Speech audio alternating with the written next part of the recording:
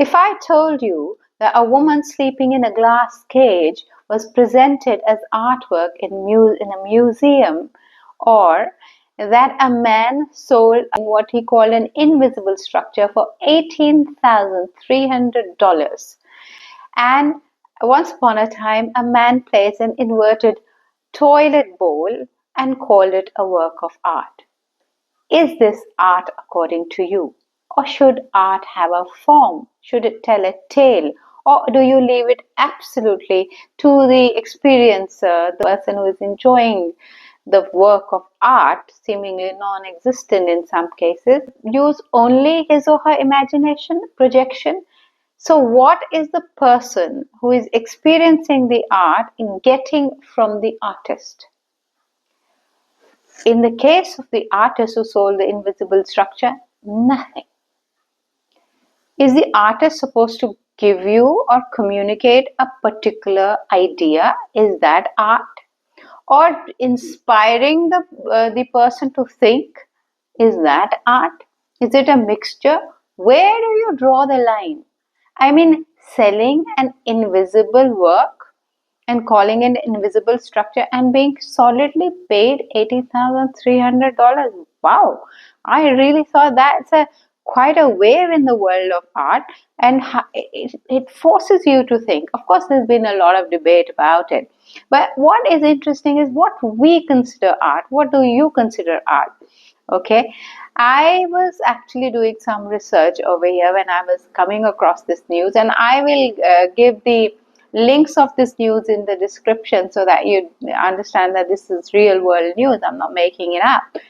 And so coming back to the research I was doing, I was trying to see in India, where is this abstract art? And from what I could see, a lot of the abstract art that we see today in India in the modern art galleries is often comes after the 20th century and under the influence of Western art, Western influences.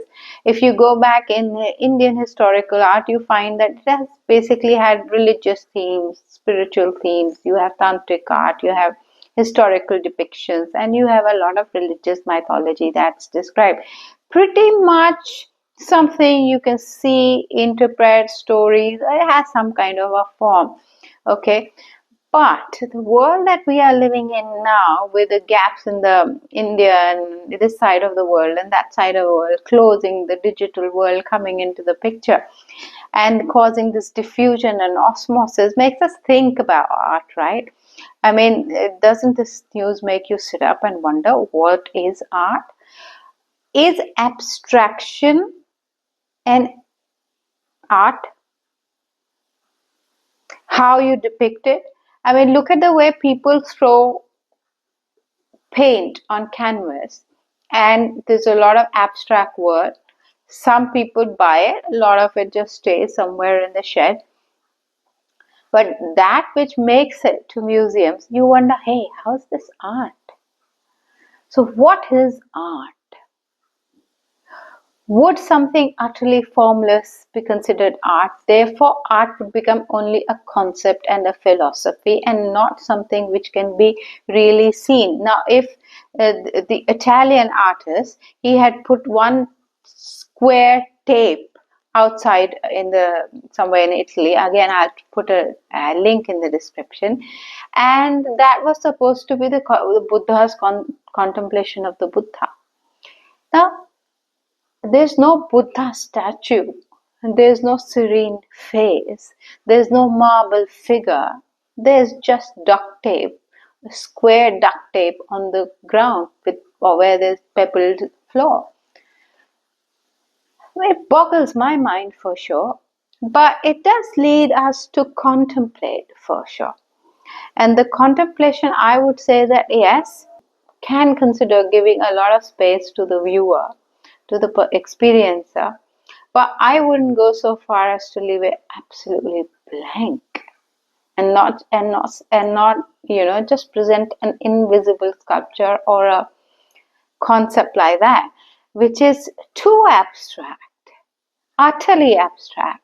So where is the artist coming in? Of course, the argument is that look how radical the artist is.